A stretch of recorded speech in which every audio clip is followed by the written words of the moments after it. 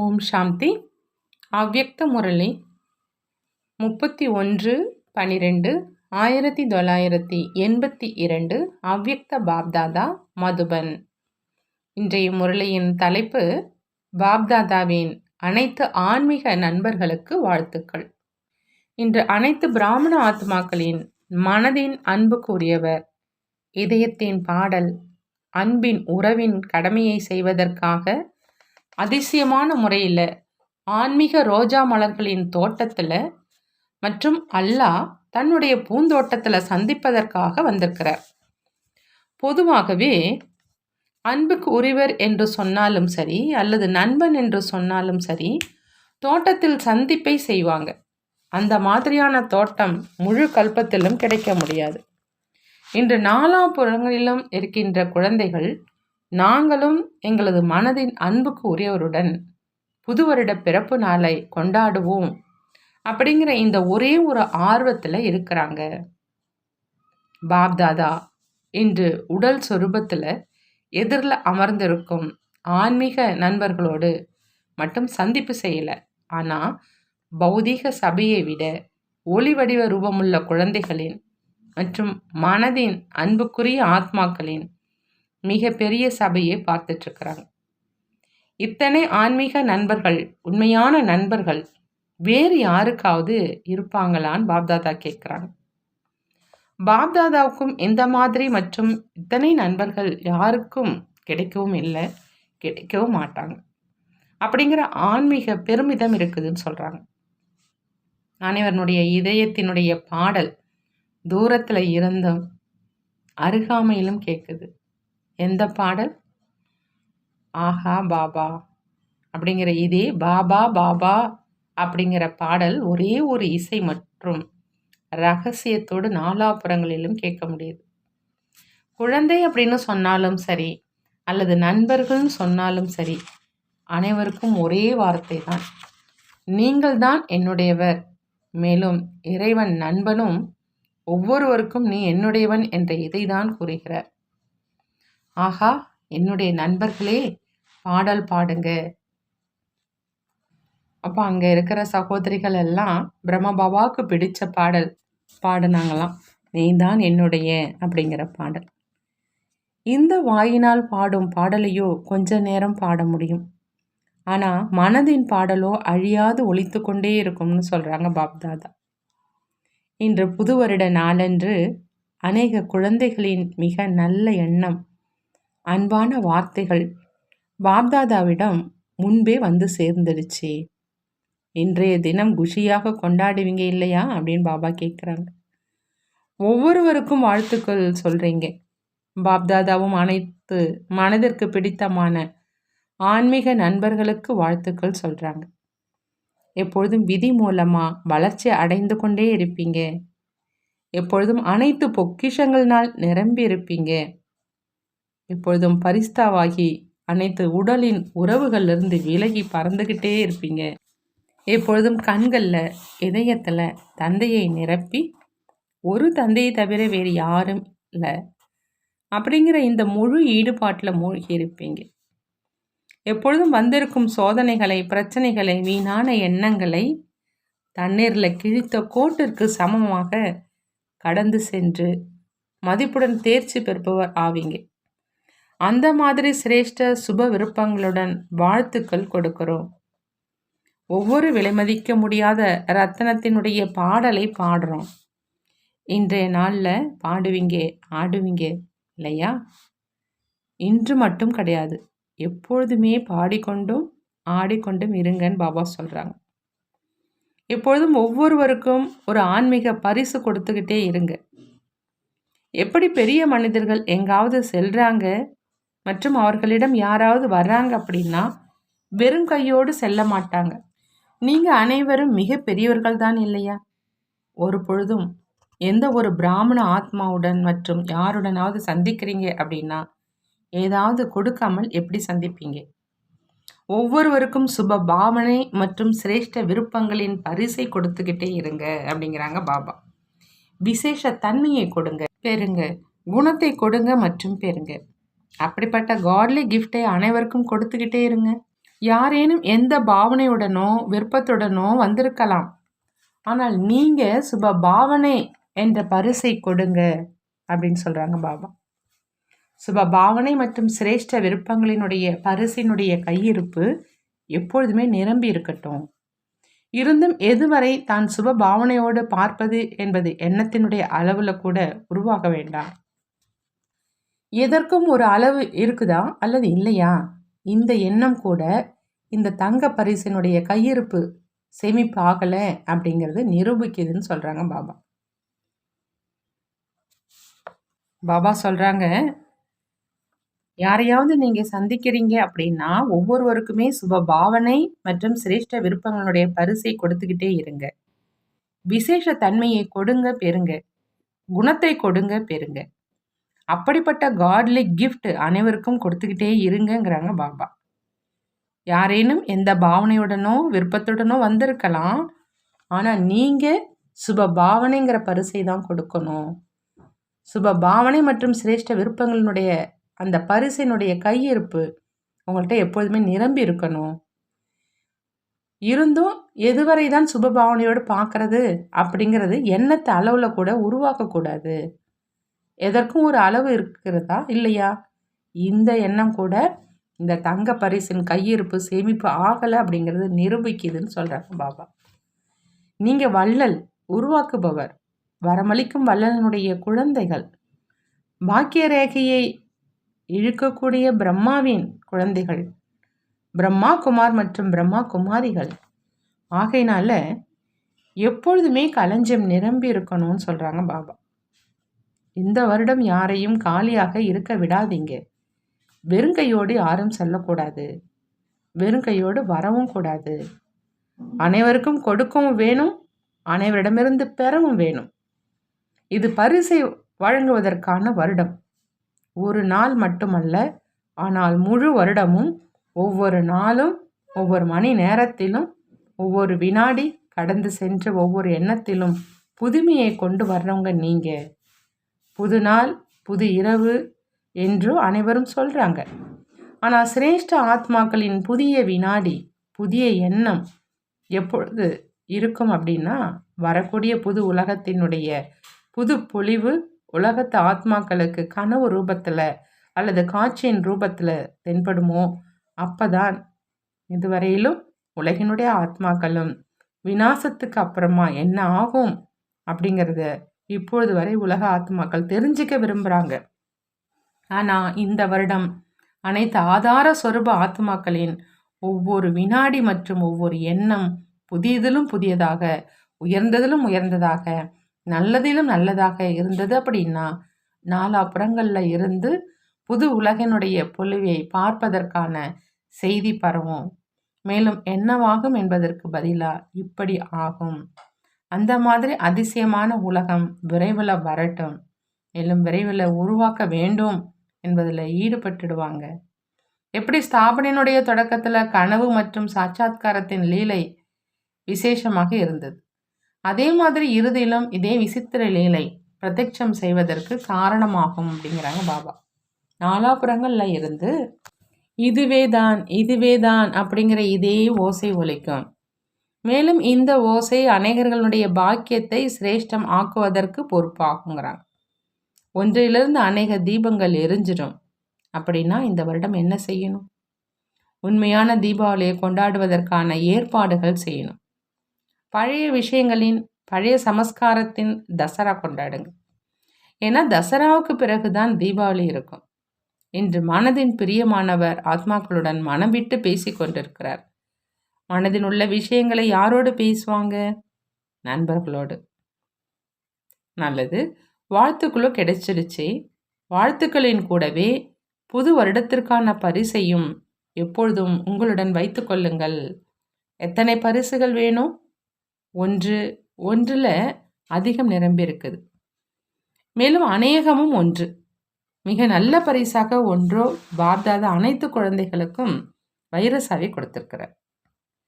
அதன் மூலமாக எந்த பொக்கிஷத்தை நீங்கள் விரும்புகிறீங்களோ அது ஆஜராயிடும். வைரசாவி எது? பாபா கேட்குறாங்க. ஒரே ஒரு வார்த்தை தான், பாபா, இதை விட அழகான சாவி ஏதாவது கிடைக்குமா? சத்தியுகத்திலும் இந்த மாதிரி சாவி கிடைக்காது. அனைவரும் இந்த வைர சாவியை பத்திரமாக வச்சிருக்கீங்க தான் இல்லையா? திருட்டு போய் விடலையே. சாவியை தொலைச்சிங்க அப்படின்னா அனைத்து பொக்கிஷங்களையும் தொலைச்சிங்க. ஆகையினால சாவியை எப்பொழுதும் உங்க கூடவே வச்சுக்கிங்கங்கிறாங்க பாபா. சாவி வளையம், அதாவது கீ செயின் இருக்குதா உங்ககிட்ட, அல்லது தனியாக சாவி மட்டும் இருக்குதான்னு கேட்குறாங்க. எப்பொழுதும் அனைத்து சம்பந்தங்களினால் நினைவு சொரூபமாகி இருங்க. அந்த மாதிரி கீ செயினுடைய பரிசு கிடைச்சிருக்குது உங்களுக்கு இல்லையா? மிக நல்ல பரிசோ இந்த பரிசு. இது கிடைச்சிருக்கு உங்களுக்கு. மிக அழகான பரிசோ இந்த சாவி. இதன் கூடவே இந்த வருடத்துக்காக உறுதிமொழிங்கிற கங்கணமும் கொடுக்கிறோம் இல்லையா? ஒவ்வொரு வினாடி, ஒவ்வொரு எண்ணம், ஒவ்வொரு ஆத்மாவினுடைய தொடர்பில் எப்பொழுதும் புதியதிலும் புதியது, அதாவது உயர்ந்ததிலும் உயர்ந்தது. கீழே உள்ள விஷயங்களை பார்க்காதீங்க. கீழான நிலையையும் வைத்து கொள்ளக்கூடாது. எப்பொழுதும் உயர்ந்த நிலையில் இருப்பது, உயர்ந்த தந்தை, உயர்ந்த குழந்தைகள், உயர்ந்த நிலை, மேலும் அனைவருக்கும் உயர்ந்ததிலும் உயர்ந்த சேவை செய்யணும். இதுதான் உறுதிமொழி அப்படிங்கிற கங்கணம். கூடவே அனைத்து குணங்களின் அலங்கார பெட்டகம், வகை வகையான செட்டின் அலங்கார பெட்டகம். இந்த நேரம் எந்த அலங்காரம் வேணுமோ அந்த நேரம் அதே செட்டில் அலங்காரம் செஞ்சு எப்பொழுதும் அலங்காரத்துடன் இருக்கணும். சில நேரம் சகித்து கொள்ளும் சக்தியினுடைய செட் அணியுங்க. ஆனால் முழு செட்டையும் அணியணும். சட்டை மட்டும் அணியாதுங்க. காதுகள் மூலமாகவும் சகிப்புத்தன்மை இருக்கட்டும்ங்கிறாங்க பாபா. கைகள் மூலமாகவும் சகிப்புத்தன்மையினுடைய அலங்காரம் இருக்கணும்.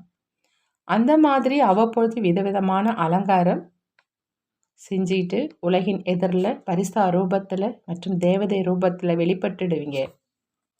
இந்த திரிமூர்த்தி பரிசை எப்பொழுதும் உங்களுடன் வைத்து கொள்ளுங்கள் அப்படின்னு பாபா சொல்கிறாங்க. நட்பை வைத்து நடந்து கொள்ள தெரியும் இல்லையா? இரட்டை வெளிநாட்டினரோ நண்பர்களை மிக நன்றாக உருவாக்குறாங்க. ஆனால் அழியாத நட்பை வச்சுக்கிங்க. இரட்டை வெளிநாட்டினர் விடுவதிலும் திறமைசாலிங்க, உருவாக்குவதிலும் திறமைசாலிங்க. இப்போது இருக்குது, மேலும் அடுத்த நேரம் இல்லை என்று அப்படியே செய்ய மாட்டீங்க இல்லையா? பாப்தாதா இரட்டை வெளிநாட்டு குழந்தைகளை பார்த்து எப்படி சமீட்சை கிடைத்த உடனேயே 4 மூலைகள்ல இருந்து அறிமுகம் செய்துட்டாங்க. தந்தையை குழந்தைகளை தேடினார். மேலும் குழந்தைகள் அறிஞ்சுக்கிட்டாங்க. இந்த விசேஷ தன்மையை பார்த்து பாப்தாதாவும் வாழ்த்துக்கள் தெரிவிச்சிட்டு இருக்கிறாங்க. ஆகினால எப்பொழுதும் மாயாவை வென்றவராக இருங்க அப்படின்னு பாபா சொல்றாங்க. நல்லது.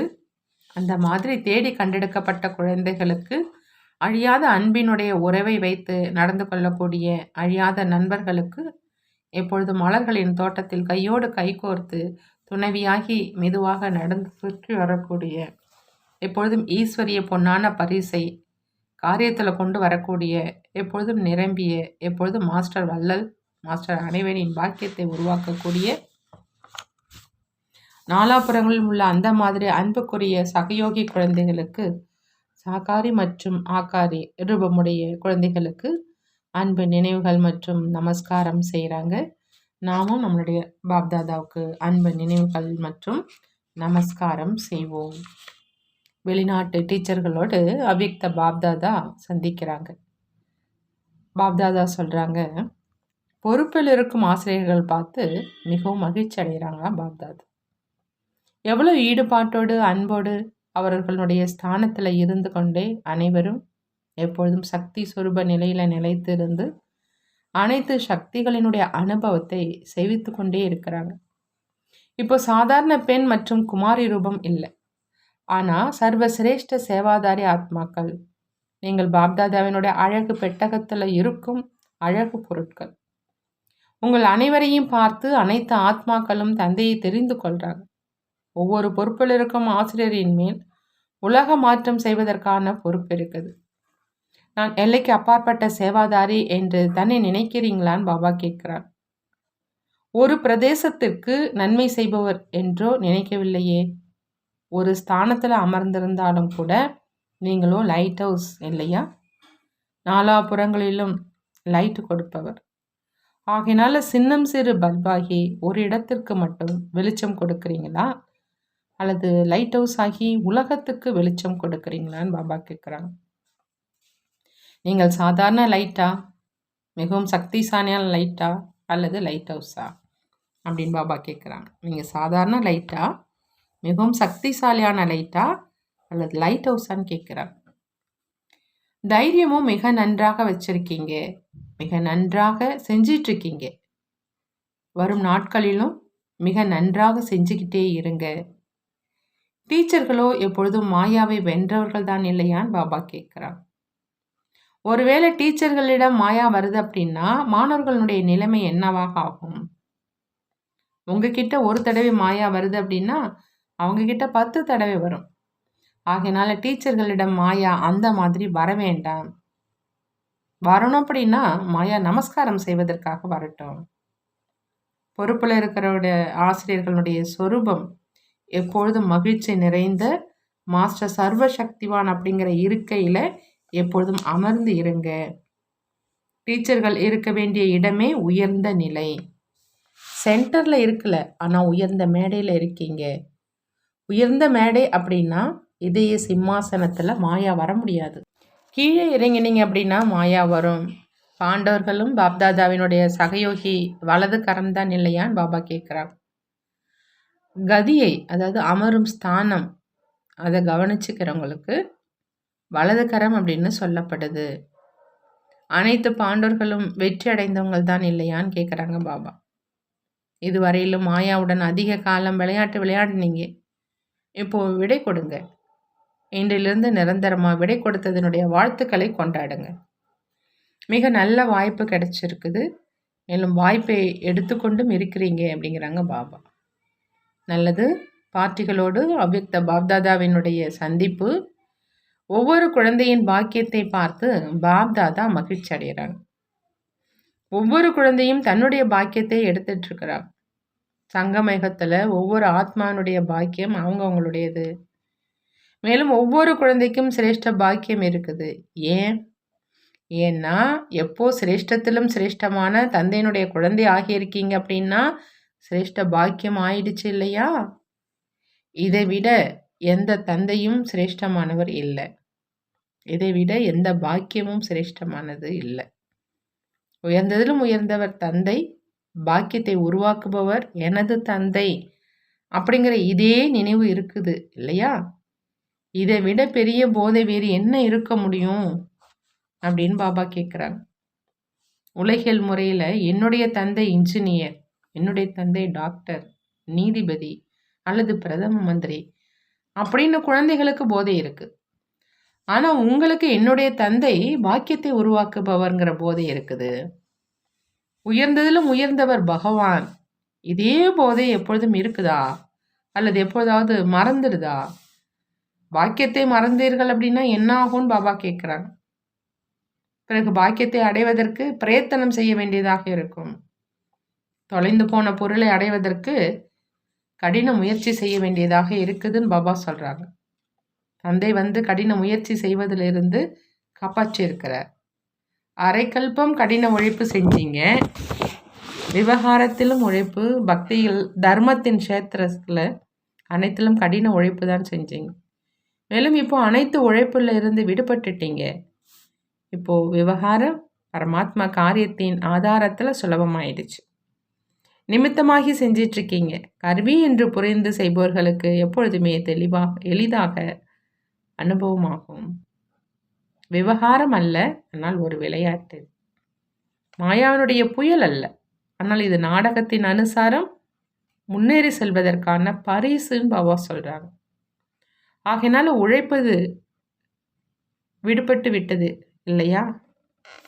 புயல், அதாவது பரிசை பெறுவதிலோ முயற்சியோ உழைப்போ இருப்பதில்லை இல்லையா? அந்த மாதிரி கடின உழைப்பிலிருந்து தன்னை பாதுகாத்து கொள்ளக்கூடிய, எப்பொழுதும் பாக்கியத்தை உருவாக்குவர் என்பதன் கூடவே மாஸ்டர் பாக்கியத்தை உருவாக்குபவராகி இருப்பவர். இவரைத்தான் சிரேஷ்ட ஆத்மா அப்படின்னு சொல்றதுங்கிறாங்க பாபா. பாபா சொல்கிறாங்க, கடின உழைப்பிலிருந்து தன்னை பாதுகாத்து கொள்ளக்கூடிய, எப்பொழுதும் பாக்கியத்தை உருவாக்குபவர் என்பதன் கூடவே மாஸ்டர் பாக்கியத்தை உருவாக்குபவராக ஆகி இருக்கிறவங்க.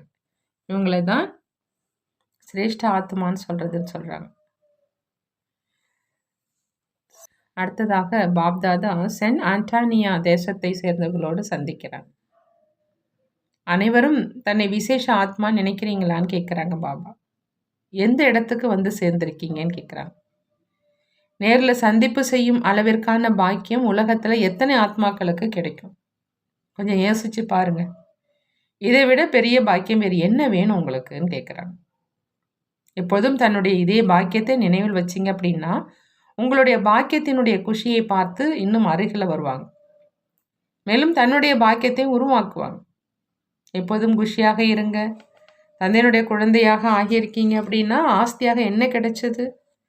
குஷி கிடைச்சது இல்லையா? ஆகையினால இந்த ஆஸ்தியை எப்பொழுதும் உங்களோடு வச்சுக்கிங்க, விட்டு செல்லாதீங்க. குஷியினுடைய பொக்கிஷத்தின் எஜமானனாக ஆகிட்டீங்க அப்படின்னா எப்பொழுதுமே குஷியில் பறந்துக்கிட்டே இருக்கணும். இதில் ட்ரை செய்வதற்கான விஷயமே இல்லை. ஒருவேளை முயற்சி என்று சொன்னால் அழுது கொண்டே இருப்பீங்க. குழந்தை ஆவதிலும் முயற்சி செய்ய வேண்டியது இருக்கிறதா என்ன அப்படின்னு கேட்குறாங்க. ஆகினால முயற்சி என்பதும் வேண்டாம், அழுவதும் வேணாம். முயற்சி செய்வோம் அப்படிங்கிற இந்த வார்த்தையே இங்கே விட்டுட்டு போங்கங்கிறாங்க பாபா. தந்தை மற்றும் ஆஸ்தி எப்பொழுதும் உங்கள் கூடவே இருக்கட்டும், இணைந்து இருங்க. எங்கு தந்தை இருக்கிறாங்களோ அங்கே அனைத்து பொக்கிஷங்களும் தானாகவே இருக்கும் அப்படிங்கிறாங்க பாபா. தந்தை என்னுடன் இருக்கிறார் அப்படிங்கிற இந்த ஒரு விஷயத்தை எப்பொழுதும் நினைவில் வைங்க. ஆஸ்தி என்பது என்னுடைய பிறப்புரிமை.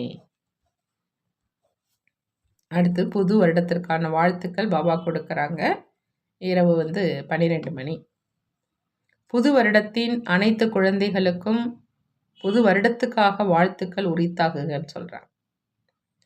அந்த மாதிரி விலைமதிக்க முடியாத ரத்தினங்கள் யாரெல்லாம் தந்தையை தெரிஞ்சுக்கிட்டாங்களோ, மேலும் தந்தையை பிரத்யட்சம் செய்வதற்கான பொறுப்பு கிரீடத்தை அணிஞ்சிருக்கிறாங்களோ, அந்த மாதிரி நிரந்தர சேவாதாரி, நெருக்கமான கிரீடம் அணிந்த சிம்மாசனதாரி குழந்தைகளுக்கு அவரவர்களின் பெயரோடு சேர்த்து வாழ்த்துக்களை ஏற்றுக்கொள்ளுங்கள் அப்படிங்கிறாங்க பாபா.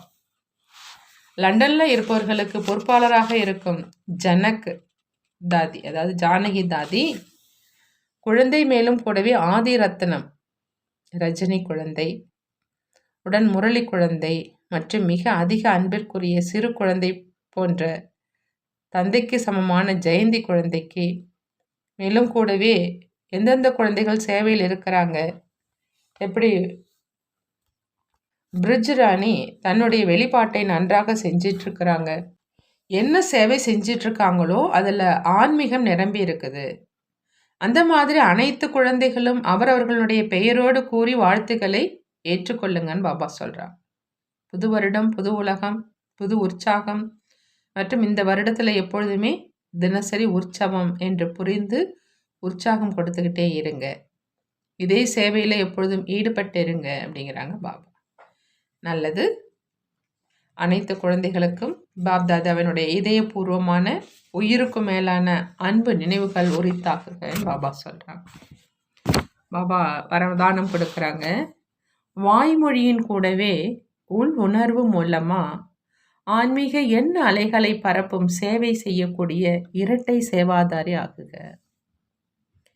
இரட்டை சேவாதாரி ஆகணும்னா பாபா சொல்கிறாங்க, வாய்மொழியின் கூட உள் உணர்வு மூலமாக ஆன்மீக எண்ண அலைகளை பரப்பக்கூடிய சேவை செய்யணும். பாபா சொல்கிறாங்க, எப்படி வாய்மொழி மூலமாக சேவை செய்கிறீங்க, அதே மாதிரி வாய்மொழியின் கூட உள் உணர்வு மூலமாக சேவை செஞ்சீங்க அப்படின்னா வேகமாக சேவை நடக்கும். ஏன்னா கேட்ட வார்த்தையை தேவையான நேரத்தில் மறந்துடுவாங்க. ஆகினால எண்ண அலைகள் ரூபத்தில் மனம் மற்றும் புத்தியில் முத்திரையிடப்பட்டுடுது. ஆகினால இந்த சேவை செய்வதற்காக உள் உணர்வில் யாருக்காகவும் வீணான எண்ண அலைகள் இருக்கக்கூடாது. வீணான எண்ண அலைகள், ஆன்மீக எண்ண அலைகள் முன்பு ஒரு சுவராக ஆயிடுது. ஆகினால மனம் புத்தியை வீணான எண்ண அலைகளிலிருந்து விடுவித்து வைங்க. அப்போதான் இரட்டை சேவை செய்ய முடியும்னு பாபா சொல்கிறார். சுலகன், முறையீடு செய்வதற்கு பதிலாக நினைவில் இருந்தீர்கள் என்றால் அனைத்து அதிகாரமும் கிடைத்துவிடும். எல்லா அதிகாரமும் கிடைக்கணும்னா பாபா சொல்றாங்க, நினைவுல இருங்க. முறையீடு செய்யாதீங்க அப்படிங்கிறாங்க. நல்லது. ஓம் சாந்தி. நன்றி பாபா. நன்றி.